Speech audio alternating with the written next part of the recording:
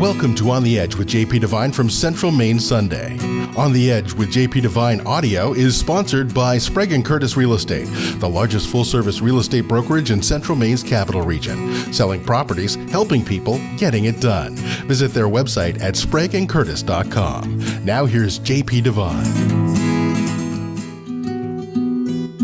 Thanksgiving, 1932.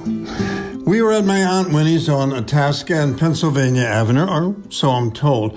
Everyone else there is dead. So this list is based on what I heard from serious drinkers in years past, so don't hold it to be accurate. There was a picture of this gathering taken with my cousin Jimmy's box-back Kodak. Nobody knows what happened to it. I'm told it was unusually warm and that there was no snow. 8 Devines, 4 Bradys, and 6 Mortons were there. Now, Winnie used both table extensions for the first time since one of my grandmothers died.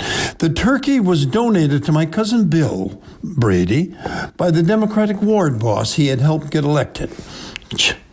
Bill was the teller at the Mississippi Valley Trust Bank.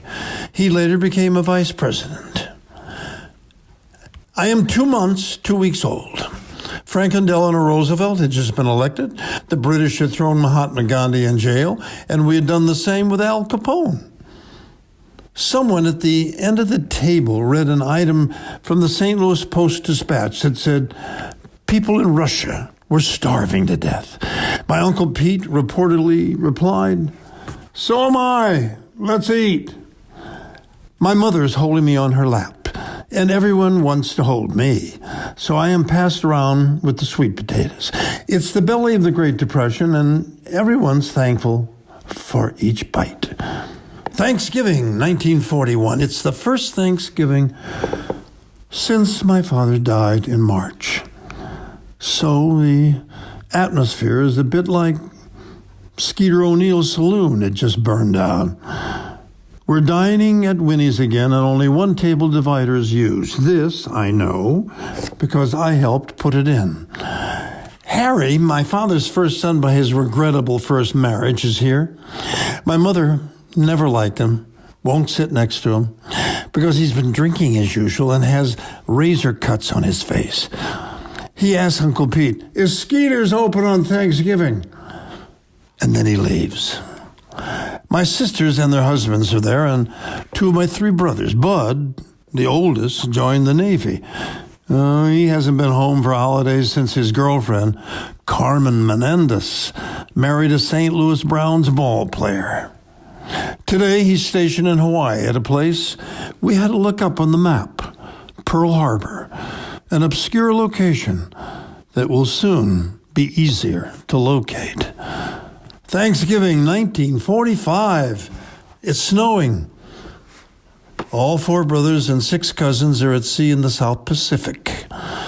Mom is thankful that Bud survived Pearl, but with little news from the others, no one in the family's interested in a festive dinner. Mom takes my baby sister and me to a Chinese restaurant. I remember the neon sign. Chop suey. Thanksgiving, 1952. Boy, Louisiana Tech, Ruston, Louisiana. After 8 weeks in the desert in Texas, the Air Force has sent me and 10 others to clerical school to learn to type, meet girls, defend the borders between Louisiana and Arkansas, and memorize classified military correspondence.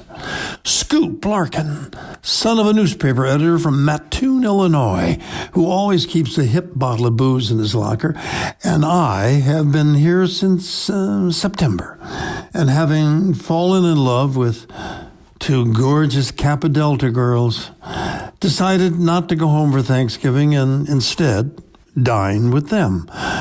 Pass the grits. Thanksgiving, 1953, Fuchu, Japan. Big Tiny Little, who would one day become a Las Vegas lounge pianist, entertains at the dining hall turkey dinner.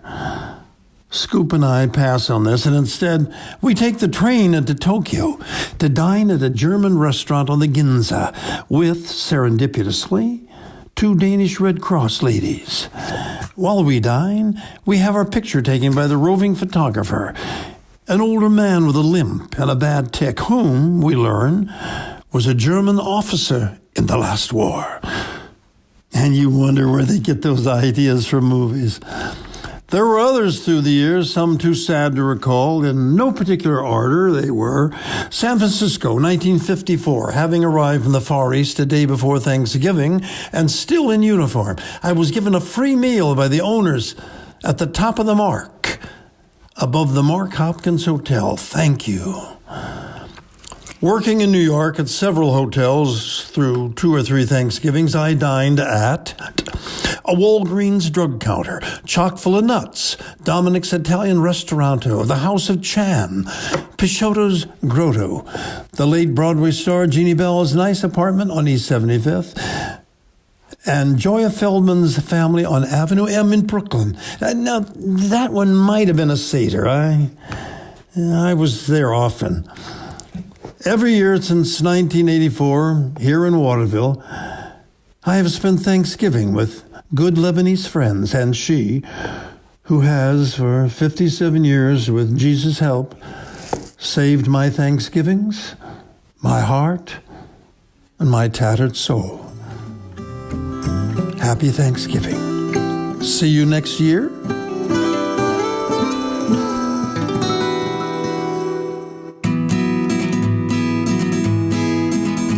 Thanks for listening to On the Edge with JP Devine from Central Maine Sunday.